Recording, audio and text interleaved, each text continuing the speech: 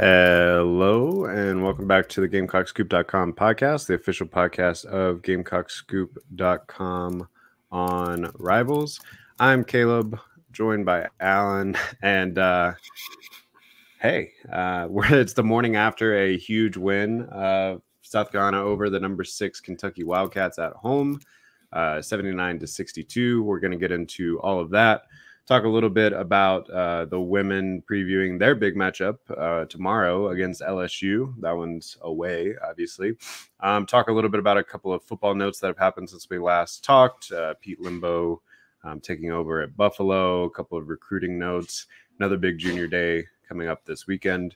But before we get into all of that, I did want to just share a quick clip from Coach Calipari of Kentucky last night following the game. I think it's a good jumping off place for us. Did a great job. You know, he's got guys bought into how they're going to play. So they're a unit. They're all doing what they are supposed to do for this team. He's doing a heck of a job. Really is. You know, it's a veteran kind of team. And he's getting them to play the way they have to play. They're the best defensive team in our league. That's saying something, because this is a team of about 10 teams that their whole thing is we're going to be a great defensive team. And all right, so there you have it from a pretty respected coach. You know, he's done a couple of things. What a national title. Yeah, so called South Carolina the best defensive team in the SEC. Do you agree with that assessment through, what is it, 5 league games? 6 SEC games, yeah. 6 league games. Yeah, I think the numbers bear that out right now. I think, well, first of all, let's get the facts in place here. South Carolina 79, Kentucky 62 last night. That is the first win. That's the highest ranked win for the men's basketball program since 2010. That's the first win over a top 10 team in 4 years. First ranked win under Lamont Paris. You can go on and on with the numbers, but largest margin of victory over a top 10 team. Good one there. And I think going to Cal's point there, the number that sticks out to me, and we were kind of talking before the game about how, like, all right, look at what Kentucky does, how they like to play. You probably got to score in the 80s to win this game. Well, you didn't. You didn't even need to get close to that. Kentucky came into this game averaging 91 points a game. They scored 105 against a pretty good defensive team in Georgia last Saturday, and they put up 62. Yeah, something that so you were in-house, obviously, last night. I was watching on TV. Something that the broadcast kept bringing up was, I mean, obviously South Carolina's one blowout loss this year was to Alabama. But even so, they held them well beneath, like 20 points beneath what they had been averaging. And the offense just went completely dead. But the broadcast was just basically saying, like, if they play a defense like that, they should be in pretty much every game as long as they have any semblance of an offense, which, of course, last night pretty much everything was working. Talon Cooper kind of led the way there, but Jacoby Wright made 4 of 5 threes. Josh Gray was a force on the inside against Kentucky's talented, but maybe not as willing to go up against that giant behemoth of a man on the interior. And we've talked before about how Gray sometimes doesn't realize that he's 7 foot 280 or whatever he is. But last night it seemed like he realized and he was really throwing his body around. I mean, there's so much praise to go around. Michi Johnson hits a couple of key threes, hits one, from forever, like he always does, to kind of seal the game and seal in that largest margin of victory over a top 10 opponent stat. I mean, who had that on your bingo card? 17-point win against Kentucky? Probably no one. Yeah, there's a lot to unpack with what you just said. I think the Josh Gray point is a very interesting one because you go into that game last night with Kentucky as, well, we know what the deal is. They have 3 7-footers. All 3 of them can score. They're all tough inside. Like, you know what that is. And Josh Gray said post-game that Lamont told him to be big, play to your size. And that's kind of what he did. And he also said, hey, I'm looking for the quote now, but he basically was like, hey, they are 3 freshmen. Like, they might be talented, but I've got the experience here. And he looked like what you want your big man experience. But here we go. Coach Paris always told me to be big. I knew this game he was going to need it the most. They have 3 7-footers, but they're all freshmen. I've got the experience factor. close quote. He took advantage of it. Yeah, and there were also times once you had the lead that Lamont kind of played with the lineup a little bit, and we saw Zach Davis, Colin Murray-Boyles, Ugasuk, all in there, and you kind of texted me during that, and you're like, I don't know who's scoring Right. with this lineup on the floor, which it turned out that Talon Cooper not many. Yeah, it was just Cooper, but they suffocated Kentucky defensively whenever they had that lineup on the floor. I believe the last 8 minutes of the first half, Kentucky scored like 7 points. 4 points, yeah. Yeah. I actually, too, I think the Morris point's a good one, too. Like, you look at, he only played 5 minutes last night. It was just that stretch at the end of the half. But his 5 minutes on the court, Kentucky scored 2 points. He looks undersized. He is a little bit. He's, you imagine what he's going to look like with another year in a college weight program. The shot's obviously not there right now. He's shooting under 30%. But just in terms of an on-ball defender and kind of what Morris can do as a true freshman, I think you really like him. I think you really like what Zach Davis can do defensively. Lamont talked about that Monday at his availability. He said if an NBA scout called him tomorrow and asked about Zach Davis, he would just talk about his defense more than anything else. So I think you actually kind of have the individual pieces to play defense once you get the system down. And I think that's kind of what you're seeing in a year 1 to year 2 jump. Yeah.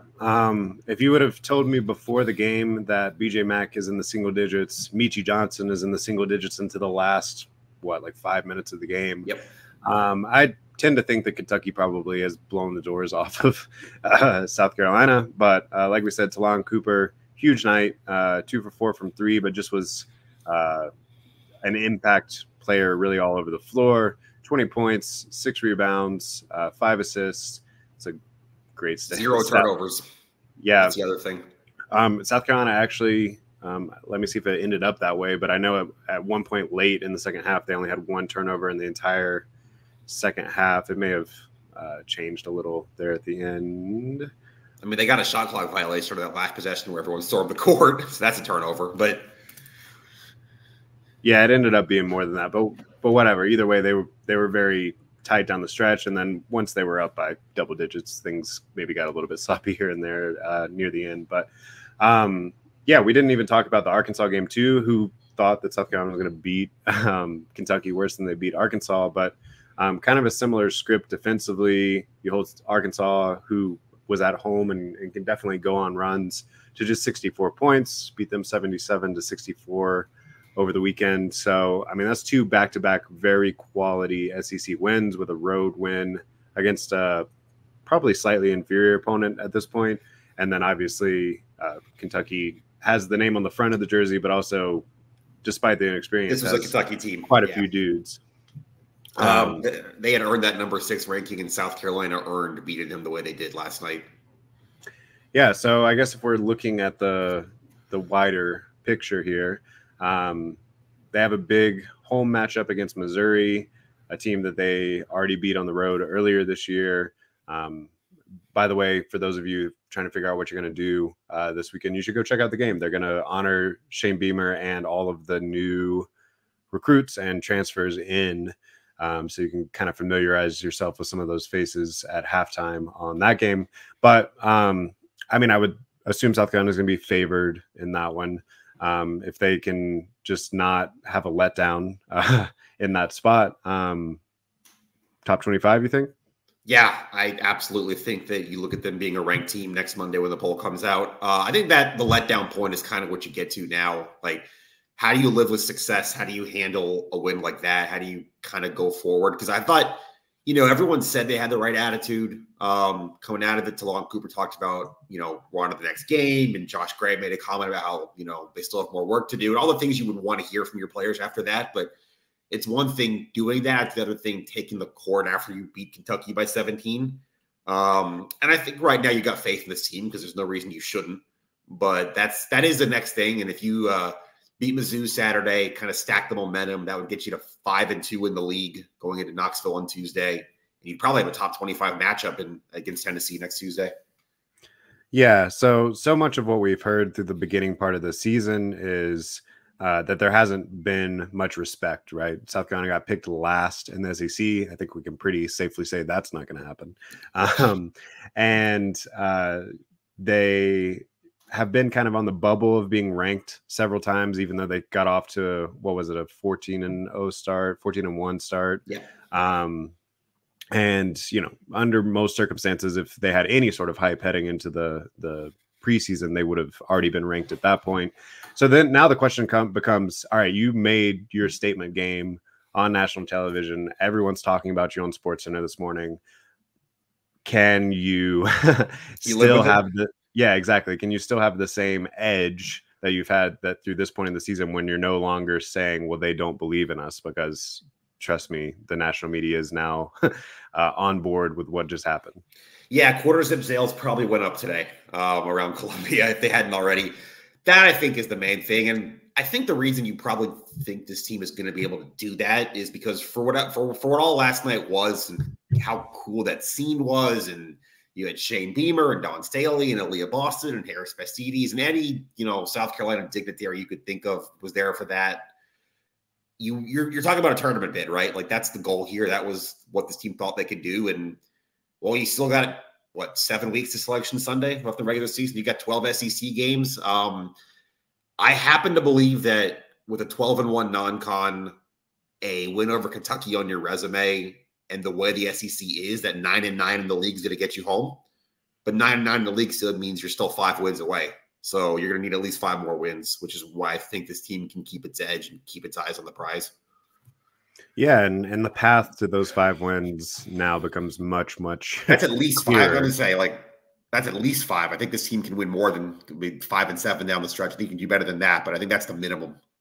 It's kind of like with the baseball team last year, where we had a certain expectation of like try to finish 500 in the league, but then you start so strong in the league. It's kind of like that would almost be a disappointment at this point, considering how they've started. So, yeah, I guess I should start researching the NCAA tournament sites, and we might both be traveling in March. There's pretty scattered. There's one in Charlotte, and there's also one in like Spokane, and then obviously there's 6 other ones. Like, it's all pretty spread out this year, but.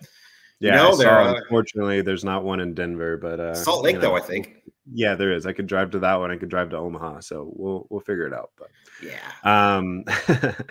All right, let's. Anything else you wanted to say on the men's program? I mean, we talked right before we got on here, but Lamont Paris is proving a lot of the fan base wrong, a lot of the talking heads wrong, and I'll admit I certainly didn't see this. If I did see this coming, if I thought it was even a possibility, I didn't see it coming this quickly. I mean, the turnaround that he's had from year 1 to year 2 is incredible. And I think if you keep something like this up, he's going to be in the conversation for like conference or national coach of the year sort of thing.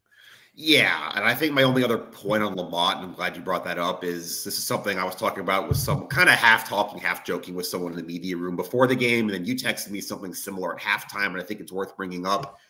We were talking before the game, like, you know, Lamont Paris was on staff for one of the biggest upsets in college basketball history when Wisconsin beat that 38-0 Kentucky team. And then you texted me at halftime that they look like a Bo Ryan team. And I think big picture now, a year and a half into his tenure, that identity, the defense, the kind of mucking it up, the, you know, balanced scoring, this looks like a guy who spent 15 years as an assistant at one of the most successful programs in the country, and one that plays the pretty clear style, and it's translating. Yeah, no doubt. I mean, one of the things that you kind of look for as a program is starting to get its footing is, do they have an identity? Last year, I think not so much. This year, I think we're seeing that identity very clear, and they're executing it most of the time. I mean, you can think back to what, like 3 bad halves of basketball so far throughout the season. You got the second half against Clemson, second half against Alabama, last stretch against Georgia. I mean, not even half, like last 6 minutes. Yeah. So I'm really excited to see where this goes, and it can, as you saw last night, even when you're the less talented team, which this is something that the broadcast kept bringing up, was that if Lamont Paris has 75% of the talent of the team that he's playing, he expects to win, and you can see why. I mean, it slows down the game. Plays good defense, and then you're hitting shots. And another point, I guess, is just the way that the offensive scheme is set up. Even when you're not necessarily hitting shots, if you're running the clock all the way down to 0 and you're taking really good shots, it's allowing you to get back on defense and set up your defense. which really Kentucky struggled a lot with last night. The reason that they're one of the highest scoring teams in the country is they're really good in transition, and they just didn't have any of those transition opportunities last night. Yeah, I thought you could tell pretty quickly. I think they scored in a couple of them, but they ran the shot clock. Kentucky shot clock down under 10. I think like 3 of the first 4 possessions or something, and you kind of saw pretty quickly that South Carolina was going to be able to control the tempo here, control the pace, and if they did that, they were going to at least have a chance if the offense showed up, and clearly it did. All right, let's transition a little bit to the women's team, who are still number 1 in the country and have a pretty big matchup of their own coming up tomorrow. This is why we're doing the podcast so early. You're about to head out to Baton Rouge here in a little bit, or later this afternoon, right? So South Carolina's got a huge matchup against number 9 LSU tomorrow at 8 Eastern down in Baton Rouge. They're coming off of 2 straight wins, SEC wins, where they almost scored 100, but didn't quite get there. A 98-36 win over Kentucky and a 99-64 win on Sunday over Texas A&M. What did we learn, if anything, through those 2, I guess, ramp up tests to this bout? And then how do you see it playing out? I would say right now they're playing the best basketball they've played all year, maybe other than those first 2 games. They kind of just shot themselves out of a cannon against Notre Dame and Maryland. I think they're taking care of the ball a little bit better. Obviously, the offense is there. You kind of saw that all year, but they're defending better. I think the starts to the games have been really pertinent lately. That's something you're going to need a quick start in that environment on Thursday. You got out 15-0 against A&M. I know that's not LSU, but 15-0 off a tip-off can pretty much end a game in 5 minutes, and that's what they did Sunday in College Station. I think that the main question right now is how much is the shooting going to travel? We talk about defense traveling. We talk about, we just talk about the men's team, right? Is if you can defend, you can say in any game. How much does the shooting travel? Can you count on having another solid shooting night? And, I think they're almost 50% from 3 right now as a team. And if not, what other ways can you maybe get at LSU and have a chance to stay in this game? Yeah. So far, we've seen them sort of rise to the occasion when they've played these top flight teams earlier in the season. This isn't their first test, but it's their first test in a while. So, yeah, the question just becomes, have they been lulled to sleep, I guess, by the easier parts of the schedule, or are they able to kind of turn it fully back on come Thursday? I think probably. Any injury notes or anything on the LSU or South Carolina side as we head into that one? There's a question about Tessa Johnson, who's, I guess, kind of been like their 8th player off the bench, one of the 3rd or 4th guards. She kind of rolled her ankle a little bit in that A&M game, didn't return, but that was, I assume, a precaution because they were up by 30 at halftime. I think she's okay based on what I'm hearing. She's had a little bit of something in November with the other ankle, so it's kind of just something that's lingering. I would expect her to still be in Baton Rouge. Dawn Staley talks at, I think, 2:30 today. I'm already going to be on the road by then, but keep an eye on that. Keep you guys updated if Dawn says anything about that. And other than that, I think you're clear. I think you should have a full boat going there. And, I think this is just one of those games you got to sit back and be like, this is when you're this kind of program, when you're this on this level, this is the kind of game you want to be in. You might lose, you might win. It should be tight either way, but this is it's the last 2 national champions. I think it's the easiest way to put it. College Game Day is taking it on the road. It's their first live broadcast of the year for men's or women's. It is going to be the story in college basketball tomorrow, and you're part of it, and go try to win it. Yeah, and just from a winning the conference sort of standpoint, you look, South Carolina's got no losses in the conference. LSU's already got 1. Tennessee's already got 1. So yep, that's a good point. Worst case scenario, if you do somehow lose a game on the road in a tough environment, it doesn't necessarily knock you out of the running or anything, but obviously you'd like to get that one. If you win that one and you'd be up 2 games on LSU with a tiebreaker, I don't want to say that means that LSU can't win the league, but you would be basically up 3 games on them with maybe 10 left after that in the conference. Yeah, exactly. So any other women's notes before we kind of turn the page to football? Yeah, I just think a little bit on the game itself. I just think this is kind of going to come down to what South Carolina can get from its bigs. LSU's a size team. You know about Angel Reese. You know about Michaela Williams. Anissa Morrow, who almost transferred here. She's at LSU now. what does this game look like for a player like Chloe Kitts, who's flashed a little bit, did well in their last kind of tests at North Carolina and Duke, but she's going to need to play really well. Sanaya Faye's minutes have increased the last 4 or 5 games. Every game she's played better. This will be her challenge has always been defense. You know, she can score. This could be her biggest test of the year defensively. Ashlyn Watkins, same thing, kind of the opposite, but her defense, offense. You're going to need a big game from all of your bigs to have a chance in this one. I don't think you can have one of them have an off night and have a chance against this team. Yeah, and for those of you that enjoyed the sort of deep dives that Alan does, or if you haven't ever read one, we have a really fun look at Camila Cardoso and her sort of journey to where she's at now, and some cool looks, I guess, of her background and everything like that. That's a free article on GamecockScoop.com. Very first thing on the front page right now. So go. Oh yeah, and I forgot to mention, if you're subscribed, last night post game, Lamont Paris talked about it. I mentioned this in the men's section. Lamont talked about his kind of identity and his plan that we just mentioned, and I went back through his first presser in October of 22 before the season and kind of just compared what he said then to what he said last night, and just kind of how he's kind of built this thing. So if you're a subscriber, that's on the website now too. And if you're not a subscriber, what are you doing? You know. All right, let's transition a little bit to football, just really quickly. So this last weekend, there was a pretty big junior day. I put all of the recruits that were in town in the weekly recruiting wrap up last week, which you can see on GamecockScoop.com. There's another one coming up this week, which I'll also have. But I guess the one I kind of want to highlight is Ryan Montgomery, which is the top quarterback target for the 2025 class for South Carolina. He visited South Carolina, visited Georgia, both this past weekend. And he originally was planning to make his decision in February. Perhaps he still will. We have an interview with him and Greg Smith, one of the Rivals national recruiting analysts on GamecockScoop.com. I'll just read real quick what he said on whether or not he can picture himself at South Carolina. He said, "My development there under Coach Loggins and the strength staff will be second to none, and I think I fit very well in the scheme." But as far as his commitment, he said he may wait until after spring practice and take a couple more visits, he may go ahead and lock it in before spring. I think if he were to lock it in before spring, you feel pretty good about where South Carolina is at. I'm trying to think of how to word this. I guess the real rub here is he would probably like to be in a place that's fully prioritizing him as the number one quarterback target. Georgia seems like maybe they're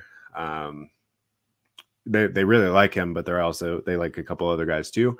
Whereas I think South Carolina has done a good job of making sure that Montgomery knows he is their number one quarterback target. Not to say that South Carolina doesn't have any options if it doesn't work out that way either. But if I think at the moment that is going to be the deciding factor. But of course, we're talking about high school kids, so these things can change. But yeah, I feel pretty good coming out of those visits. And then, like I said, another junior day coming up, probably a little bit more of a heavy hitter list, which I'll have out tomorrow or Friday for this coming weekend. A lot of 2025 and 2026 guys that are 4, 5 stars, whatever. Also, I guess a quick recruiting note on the basketball front. Do you think Cam Scott is kind of reconsidering? Honestly, he's having a great season out of Lexington, obviously, and South Carolina did get 2 recruits from that class. I'm trying to pull it up real quick. Eli Ellis and Hayden Simeon, who they really, really like. That's 2025. That's 25 class. Yeah, 2024, Trent Noah and Oku Federico, who's another Finland guy. So, I mean, I think that they really feel okay with it, but, I'm sure both sides would have maybe seen things a little bit differently had South Carolina shown this sort of upside before. But, hey, there's a portal, we'll see what happens a couple years down the line. Who knows? We didn't even mention Colin Murray Boyles dunking on a 7'2" guy last night.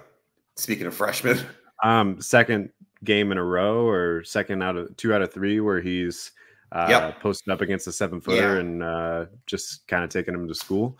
I saw Paris kind of talked a little bit about Murray Boyle's ceiling, which he feels like he's nowhere near reach yet. But we've seen some crazy flashes over the last few games. I believe I mentioned in the live thread, but coming out of the half against Arkansas and Kentucky last night, he was kind of playing with his hair on fire, and really like on the stat sheet, it doesn't necessarily pop, but you could just see from an energy standpoint and from a mindset standpoint that he made a huge impact coming out of both those halves. A couple big offensive rebounds there. I think the one on their first bucket of the game, he had one, and then there was one early in the second half that kind of set the tone there. Pete Lembo, talk about that yet? Yeah, so the other football note is on the coaching front, we got some finalization of contracts for Marquell Blackwell, and then we already had James Coley, but then there's a new opening because Pete Lembo took the head coaching job at Buffalo.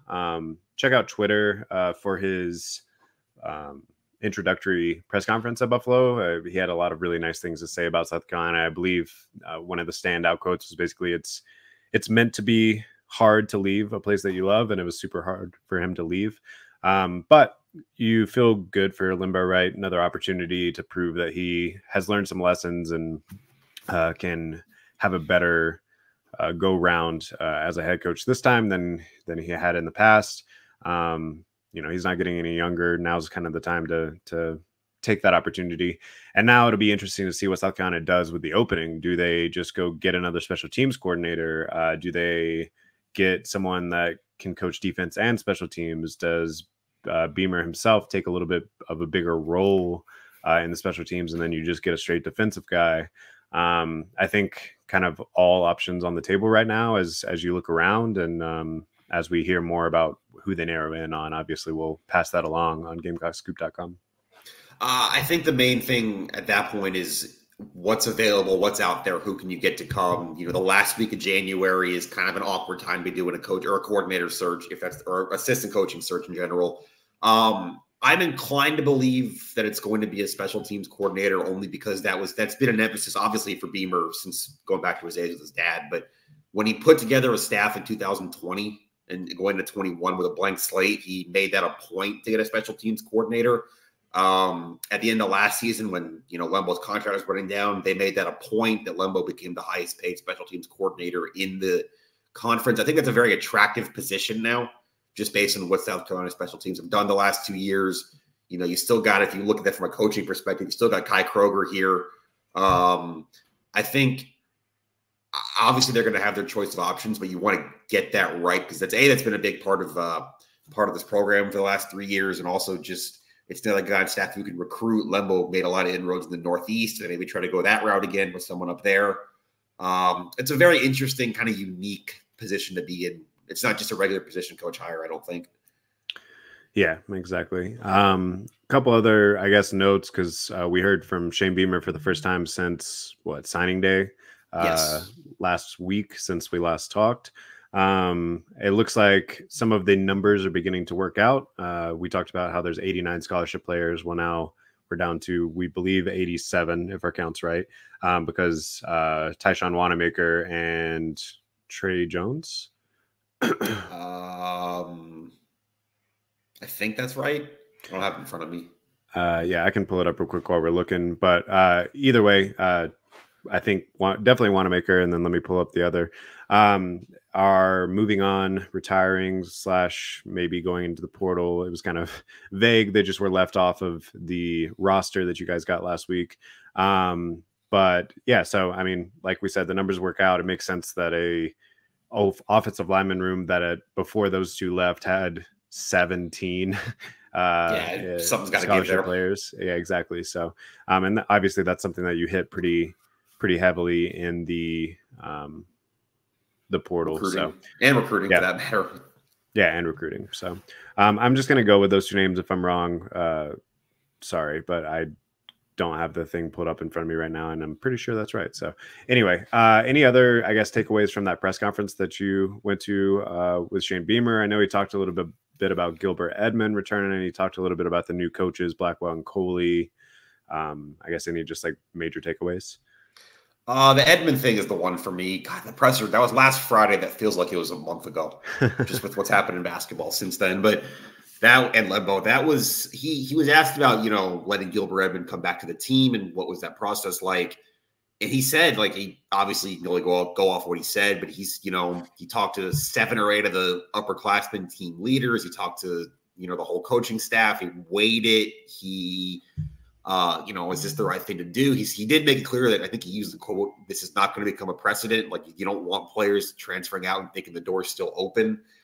He mentioned that Gilbert kind of did it the right way when he left the first time, that he was pretty clear and upfront with Shane on why he was leaving to begin with. So I'm kind of interested how that goes, what that does for Gilbert, how he kind of settles back into the locker room, and obviously what he can do as a pass rusher. So I guess that was kind of the one takeaway for me, was the way he explained that whole situation. Yeah, and then I do, I don't know if you saw it, but afterwards, Gilbert took to Twitter and was like, I told you it wasn't about the money. Yeah, Beamer said he wanted to be closer to his family, who's from Florida, and apparently that's what Gilbert told Shane last December. Yeah, and, I don't know. Florida State is the only team that has gotten hurt in the NIL sanctions thus far. So, maybe some of it was about the money. But I will say too, though, and this is just what you have to do in college football in 2023. He did immediately spin that into a recruiting pitch, like almost immediately pivoted to, this just shows how desired our program is. And a guy who was playing at an undefeated ACC champion wanted to come back and compete for a spot in South Carolina.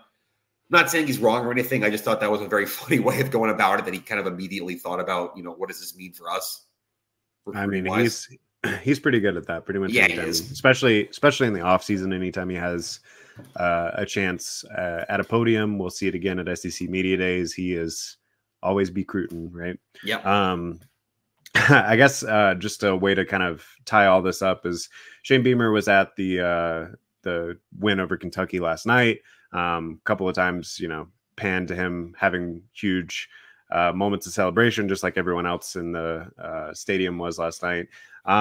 You have to think, obviously, it's a very different sport. Obviously, you can make such an impact with just 1 or 2 guys in basketball because there's only 5 on the floor. But you have to think he's looking at the way that Paris utilized the portal this past offseason and the sort of turnaround that he was able to have, and is hoping that the moves that he's made this past offseason so far, and maybe some more into spring, can have a similar sort of turnaround for the football program. I haven't ruled it out. I mean, I think that there's some really interesting pieces, and it's just going to be how you bring those all together, how you play together as a team. Can you get the biggest squeeze of the juice from the team that you have?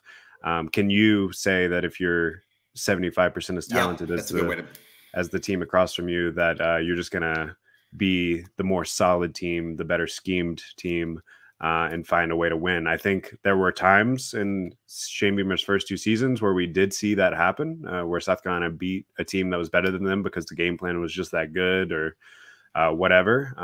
Maybe lacked that a little bit this past year, although, went toe-to-toe with Georgia, showed some flashes of it here and there, especially in the early part of the season. But yeah, can you get back to that, I guess, and feeling like you have a group that you can scheme your way to a couple wins? Yeah, I think that's the whole thing. I think I made this point last show or maybe 2 shows ago, but you feel good about your portal class. You feel like you've kind of supplemented your needs. You've added some game-changing talent, especially a guy like Rocket. That's great. I think you should, but everybody else does too. They're having these conversations in Athens and Lexington and Knoxville and Gainesville. And all right, we also feel good about our portal class and what we brought in. And then it becomes like, what can you do with it? How does spring ball go? What does it look like in the summer? And like you said, can your portal guys be better than their portal guys? Can they play more cohesively once you get to September? Yeah. So, and we'll see how these new hires play into that process as well, and whoever they get to replace Limbo, who, I mean, we didn't say this, but should be obvious. That's a big loss. I mean, he's both from a just experience and working well with Beamer and a recruiting the Northeast standpoint, but also just I mean, he gave you an X factor in the special teams that you're going to have to find a way to recreate, because I think if you're going to beat some teams that have a little bit more talent than you, that is one place where you can kind of, and we've seen this, Texas A&M 2 years ago, whatever, we've seen where special teams can be that X factor. So I'm going to miss the press conferences. What? I'm going to miss the press conferences for Lembo. The random history references, the movies, the classic rock, one time I was in Muncie, Indiana 20 years ago, and they had this shrimp bar there, like all this just random stuff that would fill in a bingo card. No, you can see how he was such a good recruiter, because you can just imagine that. I mean, anyone, but that would make an impression on high school kids. Just the sort of zany, out there references, but he did usually land the plane on. So you're just like, all right, well, I'm on board with this. Take me on the spin your yarn, All right, so we will have full coverage of South Carolina versus LSU tomorrow. Like I said, we have a really good feature on Camila Cardoso on GamecockScoop.com this morning. All the post-game stuff for Kentucky on the site this morning. And baseball media day, like an hour. Mark Kingston talking for the first time in 2024. Yeah, we're about to ramp up into that part of the year where there's 5 or 6 games going on every single week, and I am super excited. So anyway, we'll be back with the GamecockScoop.com podcast next week. Keep up with us on GamecockScoop.com. In the meantime, till then, we'll see you.